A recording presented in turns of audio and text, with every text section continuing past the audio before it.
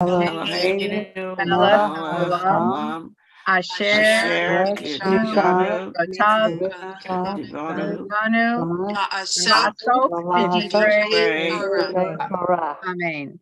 I just want to say that usually we have Bonnie Chiswick, who lives in Ohio, who joins us, and she's in the hospital with, I guess, IBS and dehydration. And so we're sending her our love and refuah shlema. Bonnie, if you even watch this later, we're thinking of you. We love you. We miss you. And we hope that you come home soon. And we look forward to the day when you come and visit us in Los Angeles. So, okay. So we are on, I had to like transfer everything because I'm on my laptop. We, I guess I'll keep it on here from now on, all my stuff. We were looking at Abigail. And last time we talked about David sort of trying to extort provisions from her husband, Naval, because he had been protecting, unasked for, but he had been protecting his shepherds during the shearing or whatever. And they sent people, he sent some of his men to now ask for food for 600 men. And Naval said, who are you? I never heard of you. And why should I give you anything? And no way, even though he was a rich man. And then David said, all right, get your swords on. We're going to go fight these people, which shows you the mentality of the times also, and male, power and male entitlement and male ego and whatever. And so they're on their way, and a servant comes and tells Naval's wife, Abigail. And this is, now we're going to read about Abigail and David, and we're going to also look at some of what the commentaries are about Abigail and David. So I'm going to, right, first of all, share screen. And here it is. And I'm sharing it. And this is, hold on, the David and Saul part, which we already did. Oh, and then we also read about David, Saul still chasing David, if you recall. And David was in a cave, and Saul went in there to relieve himself. And David was able to like cut off a piece of his cape. And his men said, now's your chance. And he said, no, I'm not going to do it. And he goes out to Saul. He says, you see, I'm not your enemy. You were in my hands, and I would never do that because you're anointed by God. So please stop thinking I'm your enemy. And then Saul and he reconciled for a while. But because of Saul's paranoia and mental illness and insecurity, it doesn't last. Meanwhile, Samuel died. And I had mentioned this last time. I wonder if, there's no real moral authority in the country, really, after Samuel, that David started getting a little more, in breaking the rules more. Sorry, I'll turn this off. Okay. All right. So now we're here.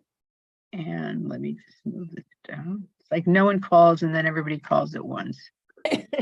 Okay. So he went to him and he said, and they asked him, he said, who is David? Who is the son of Jesse? Forget it. No way. So then David said, put on your swords. And 400 men went with David and 200 stayed with the supply. So here we are. Unfortunately, this is very hard to see everybody. Yeah, I mean, a lot of you, and this. So I'm going to ask you to volunteer to read. And then when I stop share, we'll be able to see each other. But let's start with right here when they told Abigail. Oh, we had this part where they went to Abigail and they said, they did take care of us. Now he's determined. All right. So here we are at 18. So who would like to read? I don't mind. Okay. Then Abigail made haste and took 200 loaves of bread, 2 skins of wine, 5 sheep, already dressed, 5 sheets of roasted grain, 100 clusters of raisins, and 200 cakes of figs, and loaded them on donkeys. And she said to her servants, go before me. See, I am coming after you. But she did not tell her husband, Nabal. Okay, so pretty rich people. I mean, she's very rich. If she could just not have to prepare any of this, this is in her larder, this is in her storerooms or whatever. You can see that they were very, very wealthy, and she didn't skimp.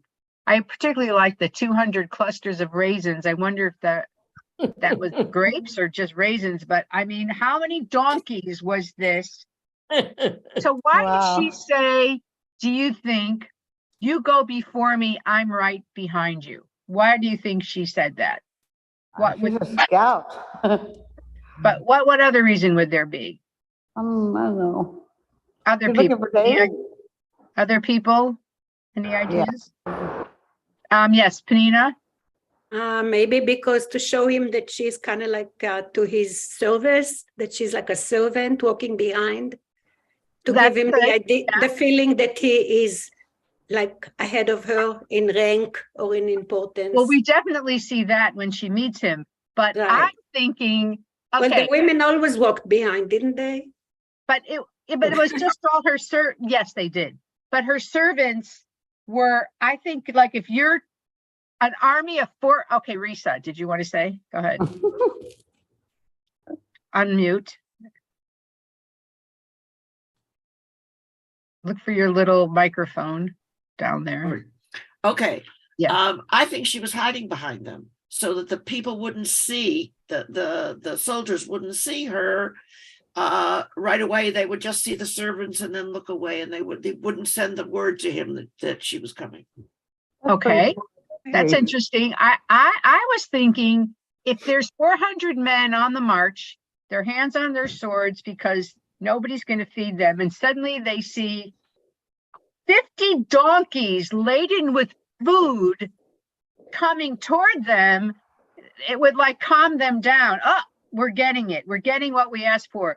She comes after, but the first thing they see is grapes and meat, and they could smell the roasted meat because they said, or it was already dressed or whatever. They see all of this bounty on the road coming toward them. They're going to slow down, and it's going to change their mood. It's going to change their, fiery attitude, and go, okay, we're getting what we wanted. What have we here?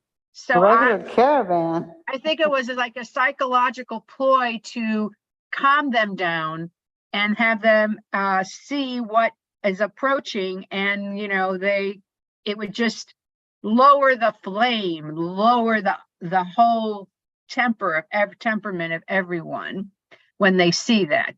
That's what I think, because imagine if you were mad that you didn't have any food and suddenly you saw, people coming with all this food towards you, you would say, oh, all right, let's see what we have here. Oh, that's okay. So here we have that. And then, okay, and then this beautiful woman is behind them. She's considered very beautiful. Okay, so who would like to read next? Please don't make me call on you because you're not in a large, I can't see everybody, and it's very annoying. I'll read. Okay, Rebecca, thank you. All right, Where do you want me to start? hold on, let me move you down. Oh, this is not one that I could move. Oh, all right, let's do this. Okay. Start with, hold on, this is like, I don't like my laptop, it's not as big.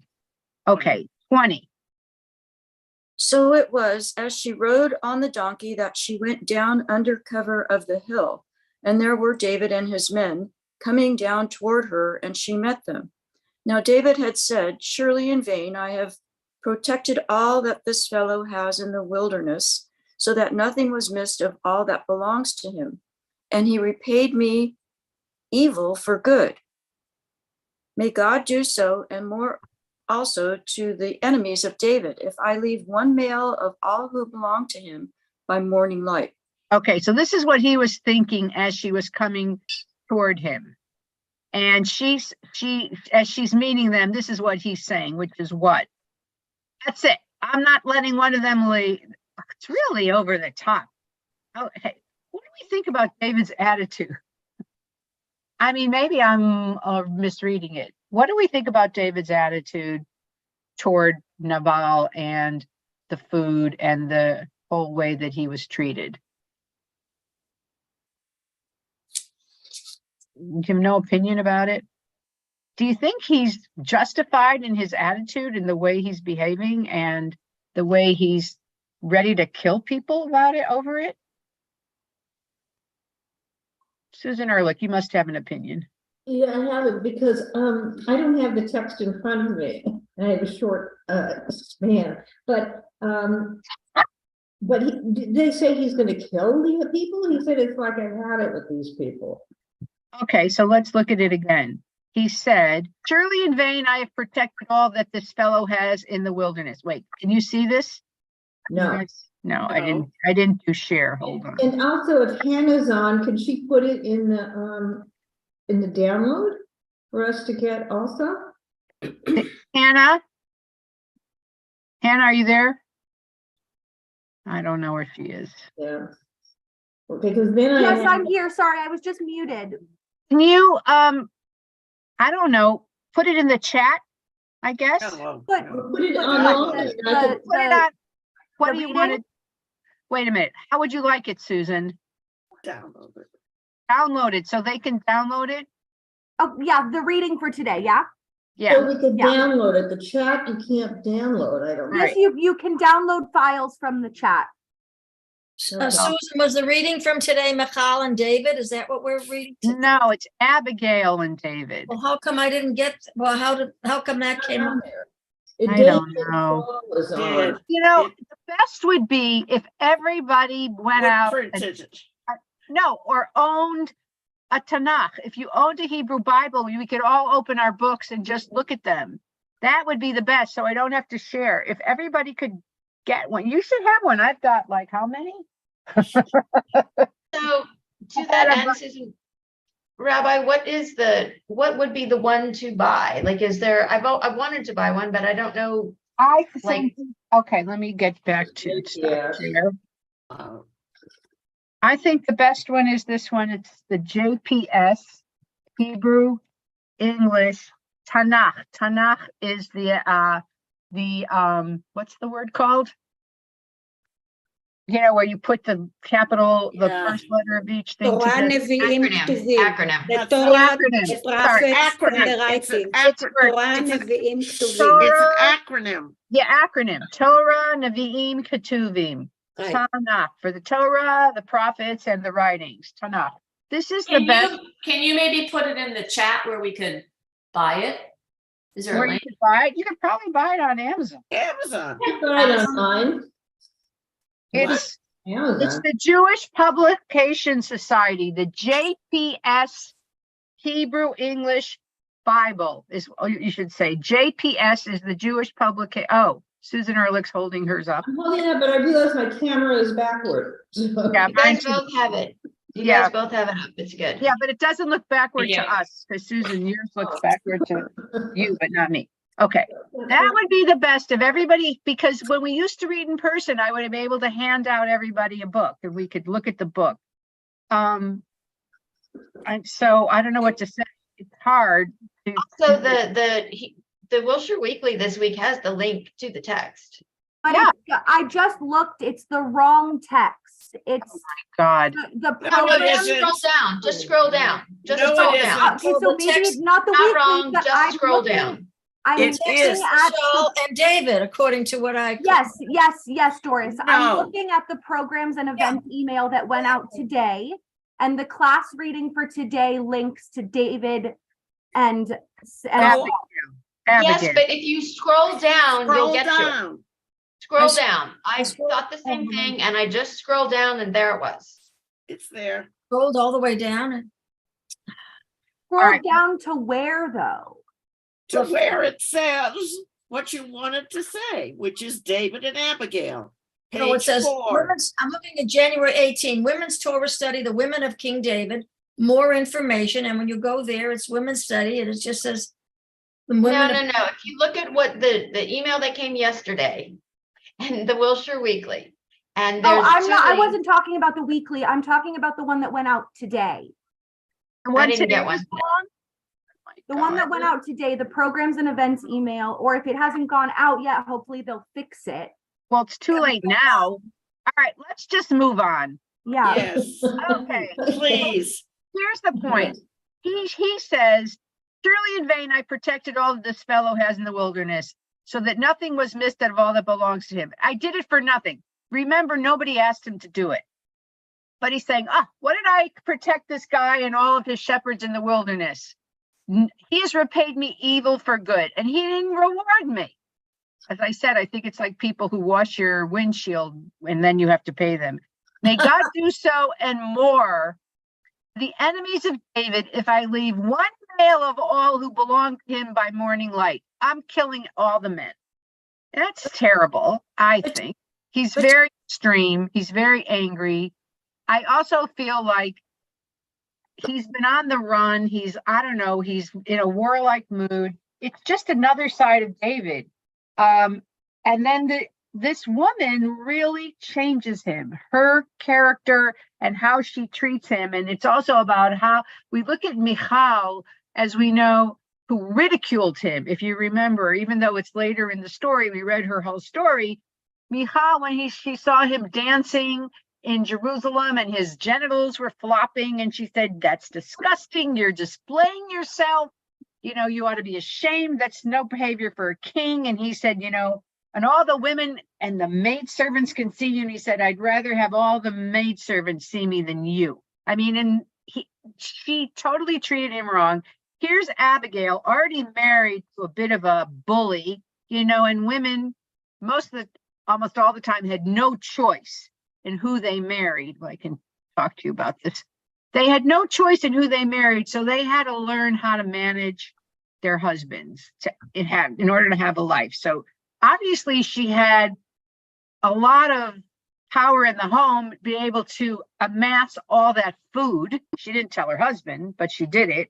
So the servants obviously respected her and take it forward. But it was all about managing, manipulating, handling the men, because you had no power as a wife or a daughter. The only time you really had power of any kind was as a widow. If you were a widow, you had you could run your own life, but then people were always trying to marry you off. But as a wife or a daughter, there was your personal relationship, but the general idea was that you were your husband's or father's property and to do with, and you were supposed to obey and blah, blah, blah. So we look at Abigail and her way of handling a guy who feels he should have been rewarded and he wasn't rewarded and he's ready to go to war about it. So now we look at her, and also she's already had experience under the other wives who were probably, we have Bathsheba, but we don't really know what she was thinking. So who would like to read 23? Somebody. 25. Do you have it on? Yeah, it's on the screen. You don't see it? Well, here, I'm gonna, I'd be happy to read, but I I can don't. read. I can read. All right, you can't see it, Susan? I'll read it. I was looking at, let somebody else read for now. I can read it. All right, okay, I have Leslie. David and Saul. And I can't see it either. I have no Keep screen. going down, down, down. here it Go is, David down. and Abigail. There we go. But Going it starts with and go to 20. 23. Right, now when Abigail saw David. Right. You want me to read it? There is no Let's have 23. Leslie. Go ahead. Now, when Abigail saw David, she dismounted quickly from the donkey, fell on her face before David, and bowed down to the ground. You know how I'd feel about that. Well, you think about dogs or animals when there's one bigger than the other, and one animal kind of goes all the way down to say, I'm not a threat and don't hurt me. But of course, I know how you feel about it. Go ahead. So she fell at his feet and said, on me, my lord, on me let this iniquity be. And please let your maidservant speak in your ears and hear the words of your maidservant. So Please. Yeah. wait a minute. She refers to him as my Lord. Lord. And how does she refer to herself? Maidservant. Yeah, she's talking about herself. Let your maidservant speak in your ears and let hear the words. This is her. I'm your maidservant. And that's the most humbling thing is you didn't even say I, you call and you refer to yourself in the third person. So, let this sin be on me, please. Let your maidservant speak in your ears. Go ahead. Please let not my lord regard this scoundrel Nabal. For as his name is, so is he. Nabal is his name, and Okay, folly is and with him. Penina said this is like considered like a dead carcass, right, Penina? The name Yeah. Naval? Yeah. Yeah, so he's like a scoundrel. He's rotten. He's rotten. Go ahead. But I, your maidservant, did not see the young men of my lord whom you sent. I can't So see yeah, she's saying I didn't see it, but he's folly. Don't listen to him. Okay, continue a little more. Now, therefore, my lord, as the Lord lives and as your soul lives, since the Lord has held you back from coming to bloodshed and from avenging yourself with your own hand, now then, let your enemies and those who seek harm for my lord be as Nabal. And now this present which your maidservant has brought to my lord, let it be given to the young men who follow my lord. Okay, so what is she saying? She's saying, just as God has held you back, don't sully yourself and shed blood and avenge. Let your enemies be like Naval, but you should not be like him and take this present. So she's saying, God is holding you back from bloodshed up until now. Don't turn into a Naval. Let your enemies be like this present. So she's saying, God is holding you back from bloodshed up until now. Don't turn into a Naval. Let your enemies be like this. All right. Now, why is there an echo? God is holding you back from bloodshed up until now. Oh my God. Let your enemies be like. No echo. There is no echo. All right. I heard an echo. Okay. I have it too. I have an echo too. All right. Let's see if it goes away. Penina, why don't you read 28? Okay. Please forgive the trespass of your maidservant, for the Lord will certainly make for my Lord an enduring house, because my Lord fights the battles of the Lord, and evil is not found in you throughout your days. Okay, I want to stop you there. This is considered a prophecy by Abigail, because she says, you're going to be, the king, you're going to be the leader, and you're going to, God has blessed you. And that is why Abigail is considered one of the 7 women prophets in the Bible, from this prediction that you're going to be king and God has chosen you. Now, and the way she handles him, but that's what calms him down. But this is the prophecy that she foresees, or she's wise enough to say. It's not clear. We know that, Samuel anointed David years ago, but it's not clear how many people know about it. How many people know that he's supposed to be the next king. I haven't seen any reference to it yet, but so did she hear of it, or does she know about it? But they consider this a the sages, yes, Leslie. Or does he want to believe it because he's got the ego to go with it?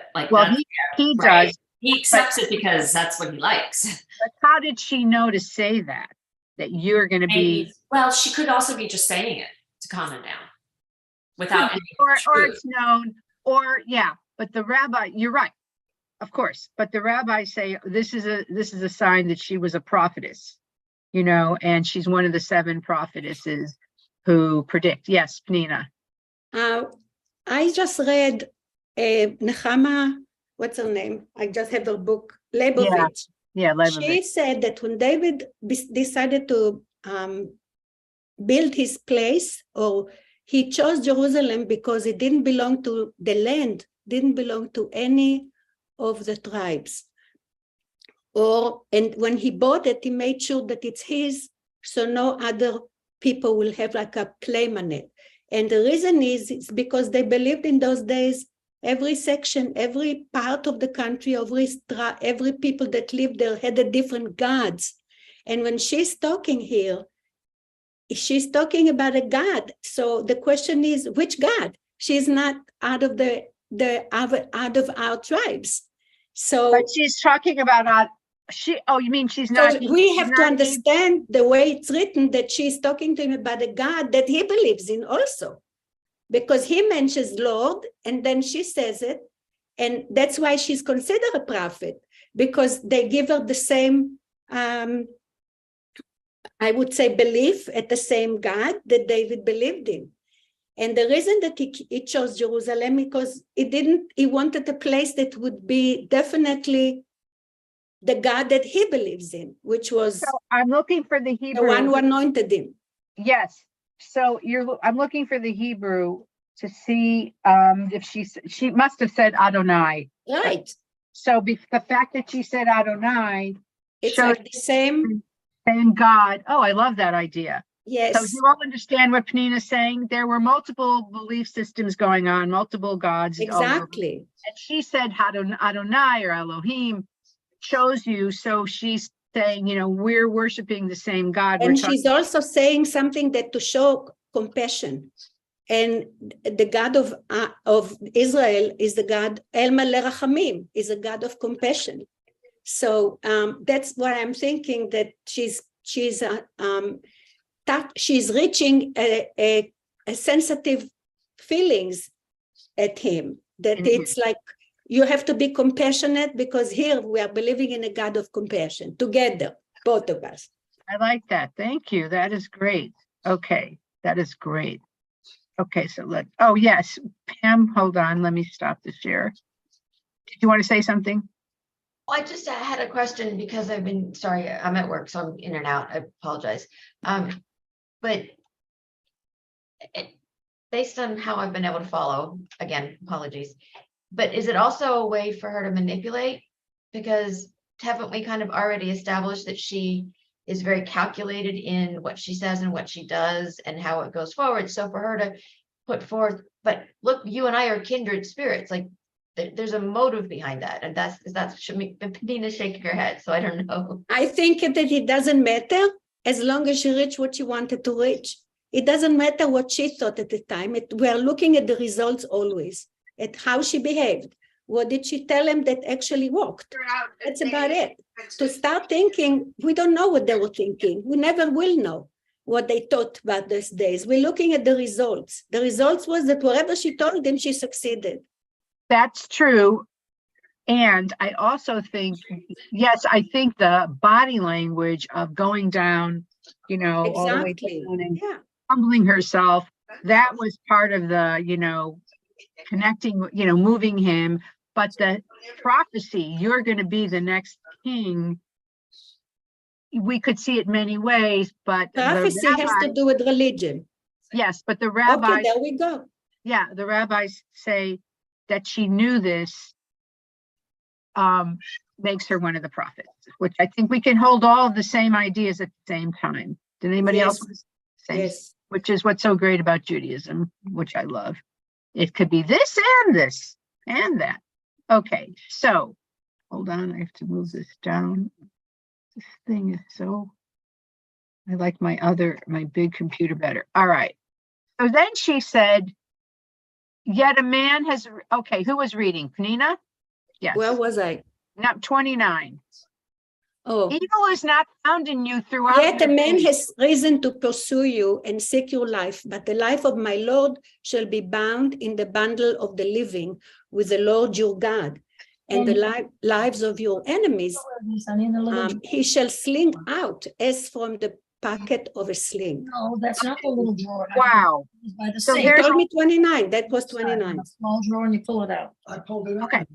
Okay. But That where was the- 20. That's not where. it Who's is. talking? Doris, mute if you don't mind. You're going to talk. Yes, there's something. Oh my God, there's something interesting. She says, you're going to be king and your enemies are going to be defeated. But what about that image of the sling? Why does that resonate? She's reminding him that he how would I say, succeeded over Goliath. Remember, he took the sling? Exactly. So she picks words. So he's famous for the sling in Goliath. That she knows. And so that language is like, God is like you. He will sling out your enemies like from a sling, just like you slung from Goliath. She's kind of subtly comparing him in the same category as God. This is all in her incredibly artful language of the way that she's dealing with him and prophesying even more about what kind of a, so this whole section is considered prophecy. I want to just show you again what it said, which is, a man is risen to pursue you, which is, Saul, but the life of my Lord shall be bound in the bundle of the living. You're going to be alive and living with God, and the lives of your enemies he'll sling out. So she's had a huge prophecy. She said that you'll make my door an enduring house, which is like the kingdom, because, all royalty then descended from David, because my Lord fights the battles of the Lord. You fight for God, and evil is not found in you. All of this prophecy / flattery and vision that your enemies are going to be slung out. This is why she's considered the prophet. And here's more of her prophecy. Cindy, why don't you read this? I'm sorry, I just came back. I had a 30. vision. Okay. 30. And it shall come to pass when the Lord has done for my Lord according to all the good that he has spoken concerning you, and has appointed you ruler over Israel, that this will be no grief to you, nor offense of heart to my Lord, either that you have shed blood without cause, or that my Lord has avenged himself. But when the Lord has dealt well with my Lord, then remember your maidservant. Oh my God. So get what she says. Do we understand what she says? She says, you're going to be king, and God is with you, and there's no evil in you. And so when you become king of Israel, you don't want to have regrets or blood on your hands from this event. You don't want to go forward as king and have had murdered people and have caused bloodshed. You don't want to do that, because you're going to be king, and you're chosen. You and God are good. So it's, I have done this with my daughter. When she was little and she really acted out, I'd say, that's not like you. You're not like that. You're a good girl. You don't want to do that because you're a good girl. And she's saying, you're a good man. You don't want to kill. You don't want to have bloodshed on your hands. She basically makes him feel like her language is so artful and subtle and feeding him on so many ways that how could he go forward in violence after this? Do we see that? Yes, Leslie. Marry her. Well, he does later. Yes. I know I'm saying that, but after this speech, he should. Oh my God, this woman. Yes, Leslie. Well, I just had a sort of different question, which is when did this take place? Took, you mean what year? Yeah. How long? Oh, like this really did happen, this one, right? Probably 11, yeah. Like 1150, 1130. Okay. BCE. And when was the area? This is really basic. When was the area then called Israel? Since when? Yeah. Let's say like 1200. Okay. David was in the 900s. What? Wait. Oh, David was. I'm sorry. Solomon was in the 900s. This was like 1000. So they'd been there around for like 150 or 200 years, I'd say, as tribes, as like a federation of tribes. The first king was Saul, and now David. So they were, think of the 13 colonies, kind of like that, the 12 tribes, and everybody kind of ruled themselves. And then when there was a big tragedy or a war, they would kind of unite, or somebody would arise and unite them, and then they would disappear, and then they'd be self-governing again. It was they all considered themselves Israelites? Yes, but then they were considered them, just like we're all Americans, but then we're Californians. So they were Israelites, but then they were Judahites and Benjaminites and Issachar and Asherites. They all were their tribe, part of Israel, part of the land and the people of Israel. Yeah. Thanks for indulging me. You're welcome. No. So do we see, Abigail's like incredible way that she calmed him down and told him basically, I foresee who you're going to be, and you don't want to be a killer today, considering you're going to be a great leader soon, or, you know, that's your destiny. And so it totally worked. And you can see why he fell in love with her, which he did. And so we continue where he now, look at his change. Look at his change. So who would like to read? Merle, do you want to read? I see your, no? I Yes? think she said she'd be in the car. Oh, Pamela, do you want to read? I'll read. Who said I'll read? Susan? Yeah. I'll do it, I don't mind. Pamela and then Susan. Go ahead, Pamela. 32 you want? Yeah. Okay. Then David said to Abigail, "Blessed is the Lord God of Israel, who sent you this day to meet me. And blessed is your advice, and blessed are you, because you have kept me this day from coming to bloodshed and from avenging myself with my own hand." So there you see, look at the turnaround. Right before she talked, he said, I will not let one man live by the end of this day.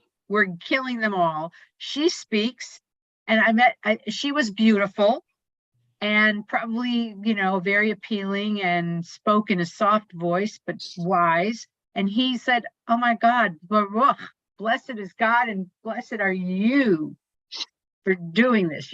Blessed is your advice. How many times do we see a woman giving advice? Okay, continue. 34. For indeed, as the Lord God of Israel lives, who has kept me back from hurting you, unless you had hurried and come to meet me, surely by morning light no males would have been left to Nabal. So he acknowledges he's changed. So David received from her hand what she had brought him, and said to her, "Go up in peace to your house. See, I have heeded your voice and respected your person." Okay, so there's something we didn't even talk about, and he mentions it. What does that mean? I respected your person.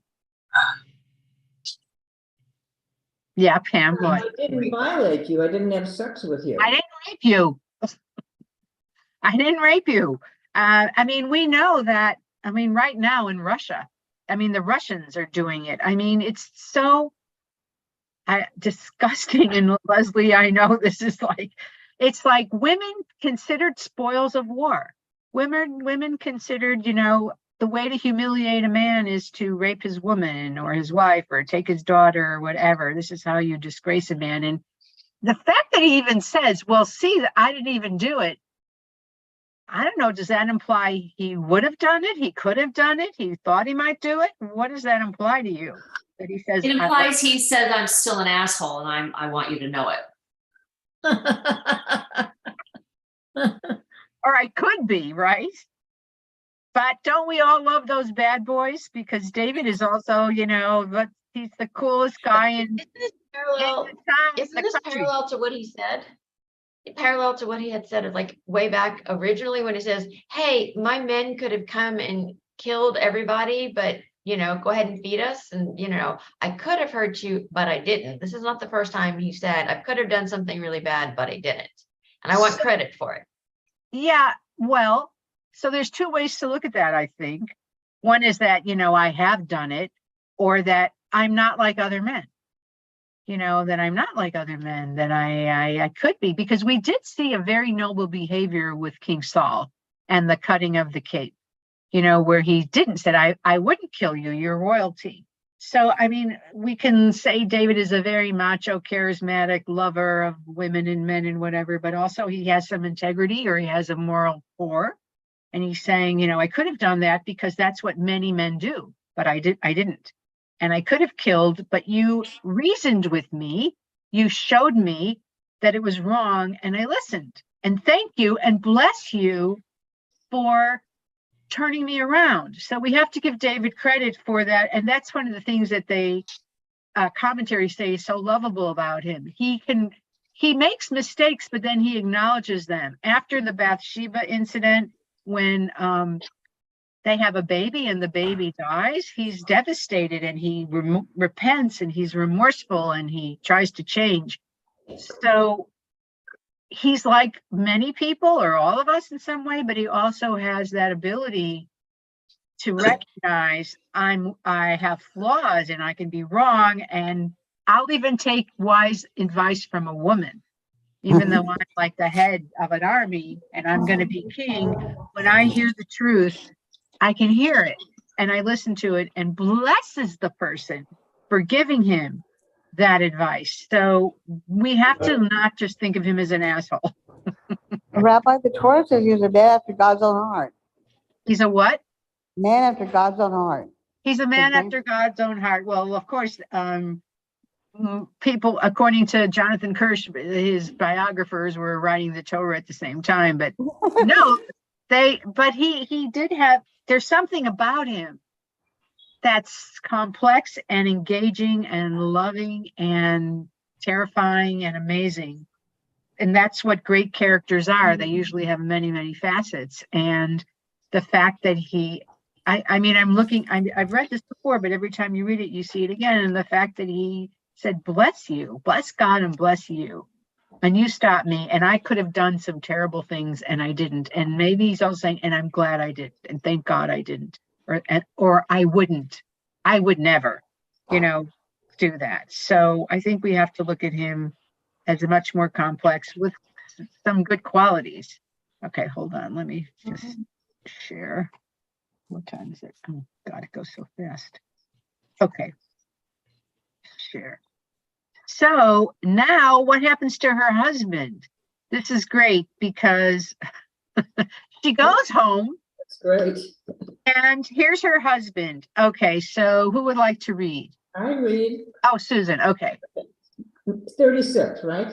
Yeah. Now, Abigail went to Nabal, and there he was, holding a feast in his house, like the feast of a king. And Nabal's heart was merry with him, for he was very drunk. Therefore, she told him nothing, little or much, until morning light. So it was in the morning, when the wine had gone from Nabal, and his wife had told him these things, that his heart died within him, and he became like a stone. Then it happened, after about 10 days, that the Lord struck Nabal, and he died. So it sounds like she said, well, by the way, I sent out, 50 donkeys worth of food and meat and this and that, and he had a stroke. It sounds like he had a stroke, like he was stuck like a stone, and he died conveniently. Great, she told him, and he was struck. It sounds like a stroke or a heart attack or something, and then he died. And it's interesting, there's no mention of any grieving. Right. Okay, so. But that reminds me of Sarah, because when she hears of Abraham almost killing Isaac, then she dies. Right, but he's dying because of material things, right? But he hears something he doesn't like, and then he dies. Right. But Sarah didn't die. Sarah left him. She went to Hebron. She had a tent of her own. She did not die then. Well, that's a midrash. We don't really know. Right? You don't She know could how have Sarah died. died. Some say she died, some say she left him. But anyway, so when David, okay, so Susan, continue. So when David heard that Nabal was dead, he said, blessed be the Lord who has pleaded the cause of my reproach from the hand of Nabal and has kept his servant from evil. For the Lord has returned the wickedness of Nabal on his own head. So he's like, oh my God, thank God I didn't do it. Thank God I didn't kill him. And it just happened on his own. Okay, continue. And David said, here we go. And David sent and proposed to Abigail to take her as his wife. When the servants of David had come to Abigail at Carmel, they spoke to her saying, David sent us to you to ask you to become his wife. Okay. I need a man like that. Then she arose, bowed her face to the earth, and said, here is your maidservant, a servant to wash the feet of the servants of my Lord. Oh my God, yeah. So Abigail rose in haste and rode on a donkey attended by 5 of her maidens, and she followed the messengers of David and became his wife. David also took Ahinoam of Jezreel. He did this right after she got married, and so both of them were his wives. Well, okay, I want to talk about this whole thing, but I just want to, one more sentence. Okay, but Saul had given Michal, his daughter, David's wife, to Palti, the son of Laish, who was from Galim. Okay, so this is interesting. So he asks her to marry him, and she says yes, and she's like, again, oh yeah, no, and she's ingratiating herself with the servants because she's going to be their mistress. Oh, I'll even wash the feet of my servants. That's a saying. And but there's like, he dies and he says, oh, you want to get married? What are we saying? How long later? A couple days. She's like, all right, let's go. And she and her servants, and they join him, though I wonder, there's no mention of the wealth that she inherited, and does that go to David now? You know, all of the wealth of Naval, because when you marry, you get your wife's property. So that's interesting. And he married another woman. And then it talks about Michal, which we had mentioned before, but poor Michal, there's no sense of, he didn't send for her. He didn't care that he had left her so long ago that her father married her off to somebody else. So there, and this is the one woman that the Tanakh says she loves David. So he's just moving on with his wives, and Abigail continues, and there's another section which we didn't read yet, where his wives are kidnapped. And David has to go to war and save them, and he gets them back, but we'll read about that next time. But they're kidnapped because, again, women and wives are property and spoils, and the way they humiliate the man. So, but all right, yeah. Question. This Ahinoam of Jezreel is just a pop-in there. I mean, you would think they'd have some ceremony, weddings, and they don't talk about it with Abigail, the good one. Do we ever hear from her again? We don't, I don't know. I have to look, but we barely hear from Abigail again. We're going to look, I'm going to show you where we hear about Abigail. They do have a son, but he's never mentioned in the palace or the courts or anything. It's like collecting wives or whatever. I'm not saying being David's wife was, we don't really know. We can imagine. And it sounds strange for a man. He marries this wonderful woman who's a prophetess and has been bolstering him up, but also giving him sound advice. And the next day he marries somebody else too. I don't know if it's the next day. I mean, it's like, they jump. He also had her. He married her. He also. But we don't know how long between. We don't know how long between. We can't assume it was like the same time. It was probably not. He just had another wife. They're just adding another wife that he had. And these poor women, honestly, they had to go with him camp to camp, like camp wives, followers, wherever he was in the field or whatever. It doesn't say where he set them up, or did she stay in her house and he was married, or did she go with him? We don't know, but I will show you this, what we do know. Hold on, as we. That was the custom, I thought, at the time. When Alexander, and later, when Alexander was conquering, people, the opponents brought their wives to watch, and then. Well, yeah. Martha Washington. I mean, these are later day things. Followed her husband to the. Okay. I want to read this part. Abigail, the wife of Nabal of Carmel, which is in Haifa, everybody, as we know, is the only woman in the Hebrew Bible who is described as both intelligent and beautiful. After enumerating Nabal's enormous wealth and flocks, the narrative introduces her in contrast to him. She is of good sense and beautiful in looks, while he is hard and evil in his deeds. As Abigail later asserts, his character befits his name, Naval meaning fool or boor, or as carrion or dead flesh. His name, he's also identified as a Calebite, perhaps a rival clan for the Judean monarchy. So she wasn't, we don't know maybe if she was an Israelite. He has not been publicly anointed king. Okay. If she would have left behind, wouldn't have they killed her own people? I think they would. But Oh, she helped them. But So he she had to died. leave. Her husband died. She Yes, owed, but she had to leave because the people are still going to remember what she did, that she helped them. but She they couldn't have liked stayed her. behind. But He they had to liked- take her. They They would begged kill her. her. I'm not sure. Okay. I want to go alternately to the written text. He is just like his heart. Later, the narrative recounts his heart died within him and he became like a stone. Mean and hospitable, he meets his fate measure for measure in the petrification of his hard heart. So, all right, I want to go to the sheep shearing and the 600 men. The servants run to Abigail, begging her to intervene. Abigail alights from her donkey and prostrates herself before David in her long, eloquent speech, repeatedly addressing David as my lord and herself as maidservant. She appeals to him to shed no blood. She promises that if he restrains himself from blood guilt, God will dispatch David's enemies, alluding to the death of Nabal and perhaps to Saul's as well. So here's another possibility of her being a prophetess. And then, hold on, sorry. Okay, David, wait, hold on. Yeah. He further portends that God will establish a sure house for David, foreshadowing Nathan's prophecy of an everlasting dynasty for the king. She ends her speech with a hint. When the Lord has dealt well with my Lord, then remember your handmaid. Maybe that's the thing of like, marry me or don't forget me, is what they're saying. This is from the Jewish Women's Archive, who has all these women, scholars participating in these commentaries.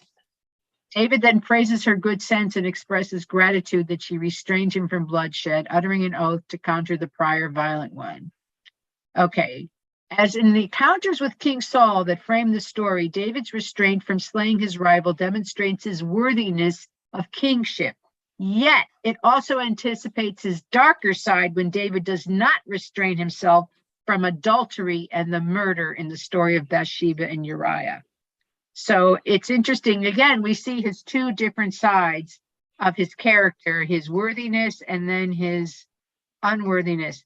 His folly there does become the cause of grief and pangs of conscience for having shed blood without cause.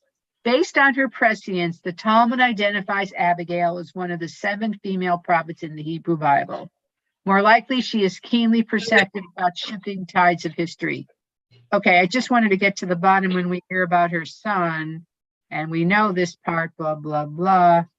I'm sorry I have to leave, but Oh, that's okay. Well, you know what? I'll just continue this next week because we're going to talk about the I did not get a kidnapping. copy of today's reading. I got Michal and David, and I would love to have that.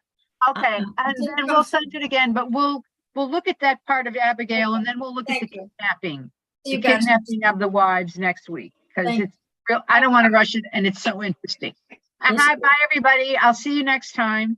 Have a Okay. lovely week. Thank you. Bye. Thank Okay. you. Bye-bye. Thank you.